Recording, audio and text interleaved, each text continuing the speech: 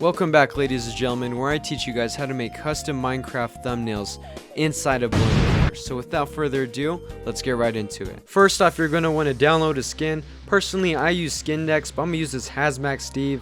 And then you're just simply going to click download and put in your file. Once the skin's downloaded, you're going to open up Blockbench, which is for free, and it basically turns your Minecraft skin into a 3D object. And then for this section, you want to turn off the pose mode, but you do want to check on the other bottom one, and you want to import the skin that you just downloaded from SkinDex, just like that. Now that you have your skin inside the program, what you want to do is click on this little toggle skin layer, which will then put back the other layers of the skin that you have. For this section, then you want to click File, Export, and then it's going to ask all of these. You want to put as a GLTF model, which is right here, and what that does is then it's going to make it 3D. Then for this next section, you want to have embed textures, but don't have export animations, but you do want to have the export as a group amateur. And now that you have that downloaded, you simply don't need the window. Feel free to skip this part. This is just a world downloader. I use Minecraft worlds.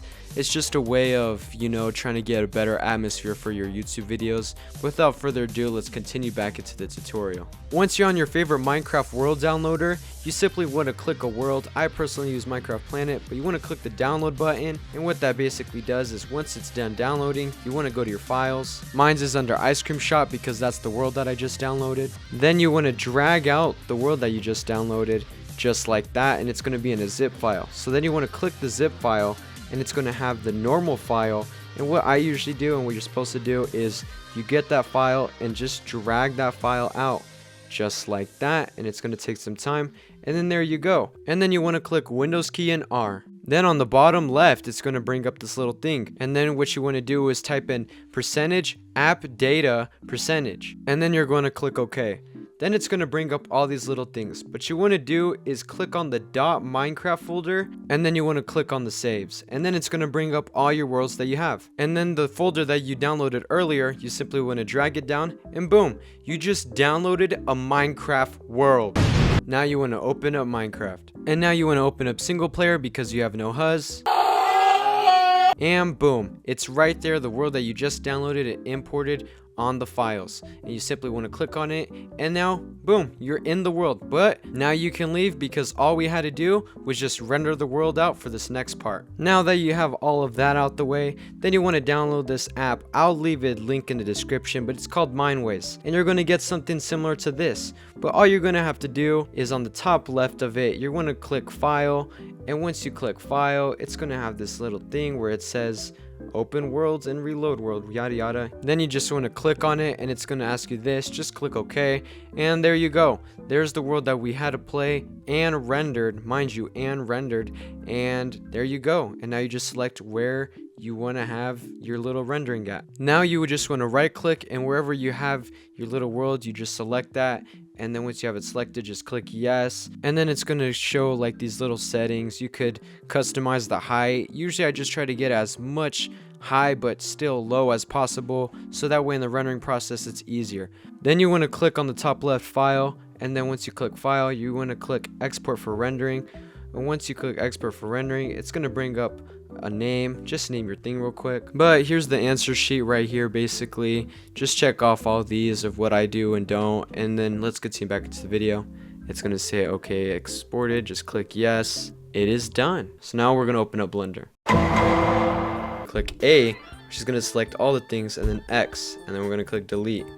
And so now we have a clean slate, nothing here. And so now that we're here in Blender, what you will simply want to click is file, file, import, and then you're going to want to click the one that says OBJ. And now it's going to bring up the things. You're just going to bring up the one that you just did, which is Ice Cream Shop World Blender, which is right here, and then click import worlds. And here is the worlds, and you're probably super happy, and so am I. Why? Because it's Blender. It's Blender. But you're probably wondering, well, why does my Blender look like this? Yeah, we have it in, but it's gotta go. So what you're gonna want to do is you're gonna have these little 3 dots right here. Click that second one. Okay, now that you have your thing, you're probably wondering, Sobi, why is this so pixelated and it looks trash? Well, what you're gonna do is you're gonna click over to shading. Once you click over to shading, what you want to do is delete this alpha geometry node. We basically don't need that. So you're going to click delete. Everything's already looking kind of freaky, but we're not done. We're still cooking here, guys. You want to go over here, and where this says color and alpha, you're simply going to want to put alpha to alpha. So you're going to just tap that. Oops. Hold this, put alpha to alpha, and wow, everything got clearer. And now that we have it, we're going to click linear and put it to constant, and watch the magic happen. And there's the magic. But you want to click over here to object, click world, and now you're going to have a background, and you're going to have a world output. This is basically kind of shadows, but then you just want to drag from the color to the empty space and then type in environmental texture, and then that's going to bring this up. And now we're going to go over how to download an HDR, and make sure to follow in the link of the description the link of HDRs, and they're all for free. Some do cost money and others don't. Without further ado, let's go back to just finding an HDR. And what the HDRs are, here's mine open, is they basically set shadows. I'm going to choose this bright one because it's a YouTube background. You simply click download, and then you want to exit out once you have it downloaded, and you just want to click the open tab on your environmental textures and locate where you have that download. Personally, for recommend safety, if you have any of your downloads, once you downloaded the HDRI, just put it to your documents. It'll save you a ton of time. So now I'm going to click this one, and I'm going to click open image, and what that basically does, it has its own built-in shaders. And when you're exporting, if you don't want to have the background just like the way it is for when you're exporting it, what you want to do is on the little search button on the top right, kind of middle right, you want to just click transparent. This is what I do just to make sure. You just want to click that off just like that. So if you did everything correctly, you should get something like this. Very simple, right? So now you're probably wondering, well, what do I do now? Because now you don't have your Minecraft character. You simply go to file, you click import, and then you click this GITF that we did earlier, and just put it wherever you hid your GTIF. And mine's is clearly right here because I keep track of my stuff. And there's my character right there. You want to click these little three dots. I'm going to click this one, hold down the green one, bring them up here, bring them up, and voila, there he is right here. And then on the top left, you can see I have the rotate tool, and then I have the moving up and down left right tool. And you just want to mess around and kind of get more comfortable with it and the controls. But anyways, back to the video. So now you're probably wondering, how do I move my character because it's stuck and it's stale?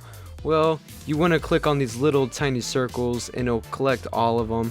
And then on the top left with object mode, you click pose mode, and then you could select each single one once you go into the little rotate tool right there, and then that gives you the option to just move the limb. But mind you, if you want to then just move the legs, you have to go all the way back to pose mode and then switch it to object mode, so that way you can have control of moving the legs. I don't know why it's like this. Is it annoying sometimes? But anyways, next part. Once you're done positioning your character and you want to see the work that you've already put in, you want to click the third sphere, and then there you go. There's your shadows, and you can see what you're working with. But now, since it is YouTube, and what I personally do next, we are going to go ahead and add some light fixtures. So you want to click right here where it says add, and then you want to click add lights. And then usually what I do is I click the spotlight, just because it gives me more control of where I have my light pointing at. Here am I now finishing up the light strength, and for adjusting the light strength, you just want to right click it and then adjust light strength, and then you could use your mouser to increase or decrease the light strength, and just feel free to mess around with that. And then you do the same thing for just clicking add and then add camera, and then you can position your camera wherever you want it. Also, so that way you could save yourself time with positioning it, you want to click N and then click camera to view, and what that basically does is wherever you view yourself on the mouse pad is where your camera's basically going to be positioned. This just is what I do because it saves me a whole lot of time from going back and forth. But anyways, back to the video. And now you're on your final stage, which is the so what you want to do is click the render button, and on the render button it's going to have render engine, and it's going to be set to EV. What you want to do is click on the EV button, and you want to set it to cycles. And what that does is it basically uses everything that we've been building up for this moment to actually take place and better render the image that you just set up. And then you're going to have the little section where it says noise threads, max samples, minimum samples. For max samples, the more samples you have, the better the image is going to be, but the longer it's going to take to render. And then the shorter the image is you know, vice versa. What I do is I have mine's at 1800, but if you have a lower end PC, I'd recommend 6 to maybe 1000, but that's just all personal preference. I also look back at this, and when you click render, you click render image, not render animation. So I ended up rendering an animation, so don't do what I did. But once you're done, you want to click image and then click save as, and then save it under whatever you want to save it as. Now what we're going to do is we're going to open, you could open any software. Personally, what I recommend is Photoshop or Photopea. So once you're here in Photoshop or Premiere or whatever you want to call it, dizzly dazzle do, you want to select your thing, click the select because you just selected it. Then you want to click color range. Once you click color range, it'll bring up this. You want to click invert, and you want to make sure it's on sample color. Tap that little white thing, then click OK. Now it's going to select everything but the white. Then you want to come down here into this little thingy, I don't know what you want to call it. Whoops, wrong one. And now there we go. So now we have simply just our background. There's no longer the white thingy, so now we could simply just find a background that we want.